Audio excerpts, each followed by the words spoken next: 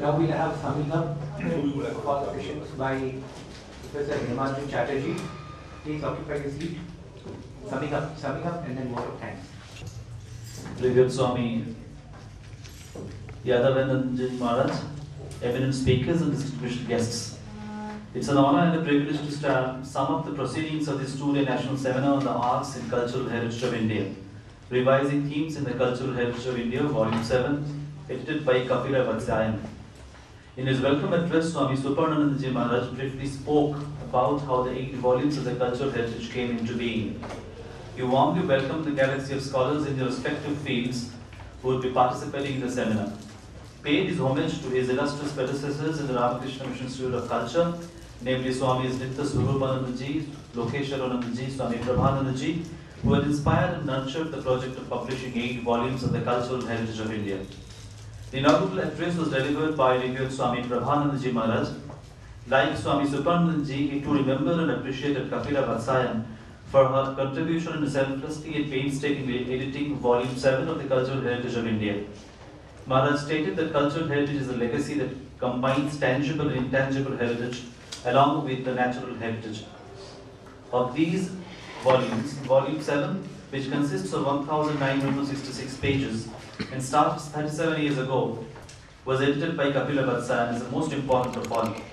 Part 1 of which was divided into 4 sections: architecture, sculpture, epigraphy, and numismatics, and the Indian art and the East.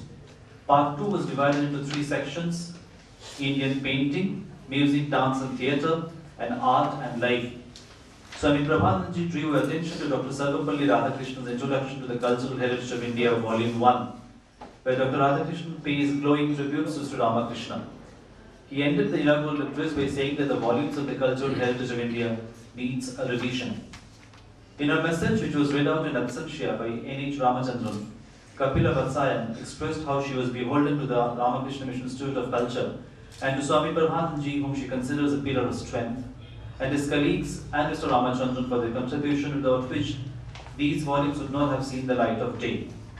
She has explained why editing both these volumes was a challenging task, and has no doubt that the scholars present in the seminar will revisit the themes covered in Volume 7, Part 1 and 2, and also identify the domains and areas which call for further study and analysis. She has made some observations in anticipation of the discussions in the seminar, and has made some pertinent comments on the speakers and their areas of interest. Although there were no papers on architecture in this seminar, she hoped the Institute or other bodies will explore many other dimensions of architectural traditions of India. During his introduction to the conference, Professor Shabdashachi Bhattacharya opined that Volume 7, the focus of this conference is a confluence of 3 traditions: the Nationalist School, Discourse of Individual Indian Art; number 2, the stream of tradition that came from various government agencies, including that of the administrative officers; number 3, the academic tradition, the development of art studies in universities. This has been a late infant compared to the other 2 traditions. Professor Bhattacharya looked forward to the reflections of experts in these areas and went on to say that why it would be appropriate to look at Swami Vivekananda's approach to the history of art.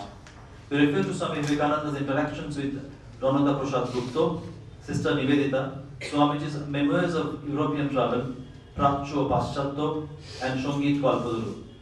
Swami Vivekananda may be regarded as the intellectual progenitor of the Indian School of Art, and his 3 basic ideas in this regard are: 1.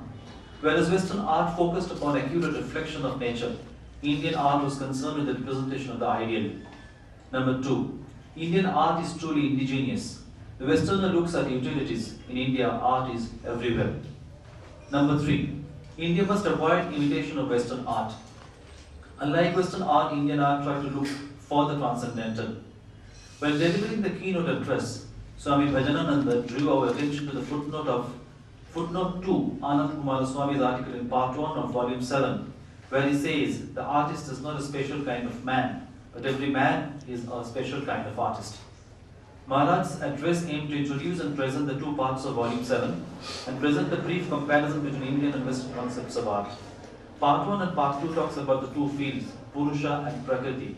Whereas the material aspect is dominant in Part 1, in Part 2 both the material and spiritual parts are equally important. The speaker brought out the distinction between the Western and Indian schools of art. Western art is expression of values, where Indian art is a reflection of reality. which exists independent of human experience. Chief concern of Indian philosophy is ultimate reality. Swami Vivekananda sought to unify the Indian and Western form of art. Swami Bhajananandaji pointed to neglected part of the Indian art. The glorification of motherhood is not reflected in art, he felt. The attractive and seductive aspect of woman is portrayed unlike the Western portrayal of Madonna. Holy Mother Sarvadeva is a maternal aspect of motherhood. He ended by wondering if art would become a sadhana for the highest realization. Swami Yadavanandraji, while proposing the vote of thanks at the end of the inaugural session, made particular mention of the fact that this seminar is a glowing tribute to Dr. Kapila Vatsyayan for her selfless service. Professor P.K. Mukhopadhyay's topic, a plea for an Indian philosophy of art, revealed that the philosophy of art has hardly developed, while aesthetics, which technically speaking is a discipline outside philosophy, has made significant progress, despite the fact that many aestheticians had a background of philosophy. The scholarly presentation strongly advocated the need to develop philosophy of art with certain distinctive characteristics and argued that philosophy for its own interest must develop the philosophy of art. Contribution of Sister Nivedita to the history of Indian art, with special reference to the Bengali school, was the subject of Prabhrajika Ashesha Prana. She quoted Nivedita that the rebirth of the nation, art is my dearest dream. Sister Nivedita's concept of art is a continuation of Swami Vivekananda's take on art. Nivedita learned from Swami Vivekananda that the expression of inner ideals characterizes Indian art. Indian art is religiocentric, it is indigenous, it had permeated into the life of the common man and woman throughout the ages, and bhava is the most essential ingredient of Indian aesthetics. Nivedita's contribution to the Bengali school of art is varied. She influenced Havel and Kumaraswamy, inspired Avanindranath, was a link between Japanese art experts and Tagore brothers, was a guiding angel of Nandalal Bose, Ashit Haldar and many more, and was a powerful art connoisseur and critic. Pradeep Jyoti Mahanta's presentation, which was titled Weaving the World of Music and Dance in Assam, re-emphasized the fact that Assam had made a significant contribution to the world of Indian art, with a bewildering traditions emerging from the vast as well as composite matrix of diverse communities. He talked in fairly great details about the two varieties of the Ojapali, the Vaishnavite Biya Goa and the Shakta Manasa Goa. Thereafter, he went on to talk about another stream of sacred arts born of the Bhakti movement in Assam in the 15th, 16th centuries with Srimanta Sankar Deva. In a paper on the advent of drama in Assam, tracing them over centuries, Navamalini of Chakraborty took us through a journey of drama in Assam.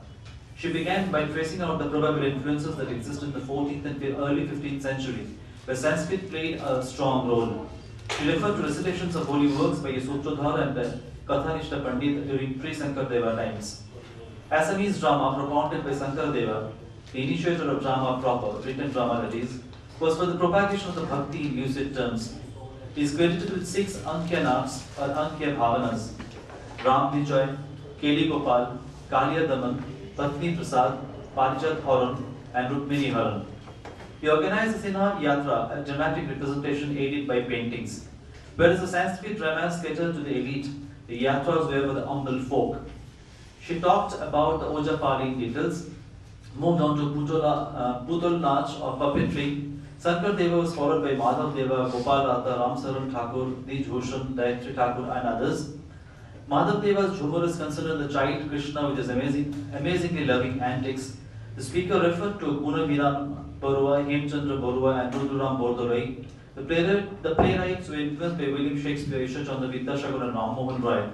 And meandering through Assamese drama to the centuries, arrived to the 21st century and culminated in Mridul Sharma's Bagh Bahadur, which was staged as late as on 23rd July 2014. The next speaker, Preeti Patel, spoke on the dance heritage of India. Dance is a form of worship in Manipur. Manipuri dance, whose history dates back even before 33 AD, is free and spontaneous, easy and flowing, and is a manifestation of a deeply ritualistic tradition, combined with the vitality with which an art form throbs, only when it is shared with the community. It is the most ancient among the classical Indian dances. This dance form leaves the fact that life is a celebration. It is a journey of the self towards uniting with the universal self. Animism, Tantra, combined with ancestral worship, is the ancient religion of Manipur. Manipuri dance is thus a result of earlier ritualistic dance and the influence of Hinduism. The spiritual flavor of the dance forms are retained when the masters brought the dancers from the temples to the stages. The advent of Vaishnavism, Sankirtan and Raslila became an integral part of religious expression and produced a profound effect on the lives and artistic manifestations of the people of Manipur. The presentation was accompanied with various relevant slides and video clips and ended with a brief performance of a Manipuri dance, a prayer to the Guru. Saryu Doshi's paper on Jain miniature painting, an overview 1000 to 1700 AD, talks about various plain and illustrated manuscripts. In the tradition of illustrated manuscripts, there are evidences of naturalism. In some cases, the features are angular, distorted, and or exaggerated. The motifs are religious and decorative. The manuscripts also portray contemporary events. There are fairly detailed narrative content in the wooden book covers. From the 14th century, there is a significant improvement in painting. For example, the use of gold. From the foreign influence in Western Indian style, Gujarat is evident. The paintings are very opulent and has a significant presence of Arabesque, Persian, Mameluke influence from Egypt. There are also Hindu and secular manuscripts on the existence of regional and classical language woven together. There are paintings with the Sultanate idiom. She also spoke of the Western Indian style of Gwalior, Mandu, Jaunpur, of the emergence of the Gujarat school of painting, Jain painting in Rajasthani style, in some imperial style on cloth, etc. She ended her presentation with reference to the Panchakalyana scroll and the pilgrimage patras in the 1800. Reappraisal of previous study of Jaina art and some observation towards this future study was the topic of Dr. Shanti Swarup Sinha. The study of different areas of Jaina art, including architecture, sculpture, iconography, and painting, have been published in the form of numerous books, monographs, and articles. The specific writings on Jaina iconography started at the beginning of 20th century, and J. Burgess, Helen M. Johnson, and Ian Ramachandran were the pioneers. Whereas Burgess wrote about Digambar Jain iconography, Johnson about Swetambara Jain iconography. The publication of Jain art and architecture was the most comprehensive and up-to-date publication on Jain art and architecture, which comprised articles of scholars from different areas and expertise. Professor M.N.P. Tiwari showed us a number of images through a slide presentation and expressed his belief that time had come for a future study in Jain art in a holistic manner. The aesthetic content of Jain art is very assimilative and composite images existed in Jainism. The postures in Jain images is in keeping with the philosophy of Jainism, which is a combination of meditation, tapas, and kayotsarga. He observed that it is a misconception that Jain art was monotonous, as there are substantial evidence to the contrary, and cites the examples of Rishabhnath, Neminath, Parshnath, and Mahavira sculptures. Jain art is characteristic of assimilation of various forms: Vaishnava, Vedic, Puranic, divine and worldly life, dance, and music.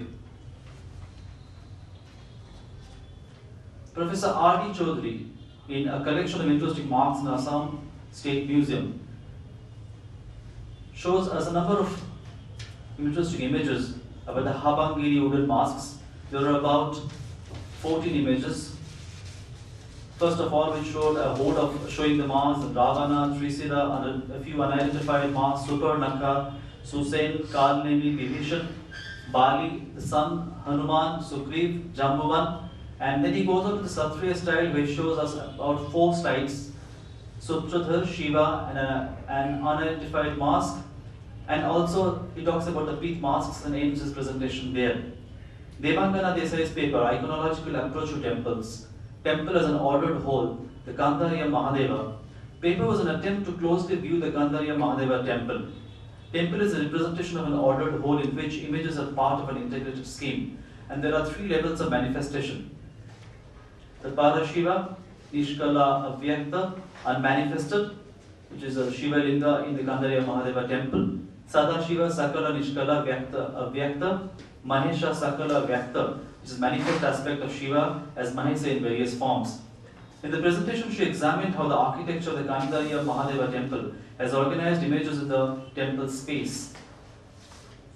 In the Sadashiva Chatuspada, 4 feet and also 4 parts of a creative, there is Jnana Pada, Charya Pada, Kriya Pada, and Yoga Pada. I'm sorry for the mispronunciation. Jnana Pada, Acharya Pada, Kriya Pada, and Yoga Pada. Ashok Kumar Das's topic was the Mughals and miniature painting tradition of India. He said his purpose was to present the Mughal miniature painting in its proper perspective, an exploratory outline into the subject. He showed us a few slides also, and then he talked about the Iranian influence of the Iranians who was brought to India by Humayun, and then Akbar recruited about 100 painters from various parts of the country, Gwalior, Gujarat, Kashmir, etc. And it was a reflection of how Indian artists could rise to their highest superiority, to their inherent capability of adjusting and accommodating. He showed us the slides of Brihadeshwara temple, Tanjavur, which was built by Raja Raja I, and Nalanda, a key center of Buddhistas, and there were visuals which showed Mameluke influence and the influence of the Persianic world. The Persian painters were assisted by a large number of Indian painters. Indian elements have been incorporated in Mughal paintings also. And there were also visuals from the Akbarnama. His presentation was divided into two parts, a period of consolidation and the period of dispersal, which started in the 17th century. B.M. Pandey's paper on the Harappan seals and ceilings and other inspired materials. While talking about the topic, B.M. Pandey tried to narrate the facts of the objects containing Harappan signs or script and the various approaches towards an understanding of the nature of the script and attempts at its decipherment.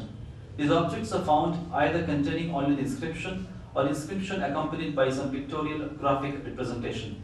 This exposition was amply supplemented by a presentation of relevant visuals of various seals and ceilings. The feature is handmade. Ashok Chatterjee, in his paper, begins by talking about design as a discipline came from the West, but design as an activity has been in India for a very long time. The craft movement was the first response to the partition. Ashok Chatterjee, in his talk, intervenes to try to analyze the crisis that we are now facing. Craft is not a sunset industry, he argues. The slogan, "The future is handmade," came from the European Union and reflects the growing awareness of the importance of craftsmanship as a source of creativity. With the help of telling images of a woman weaving a basket, it's a photograph of a heritage that has come down to us through ages.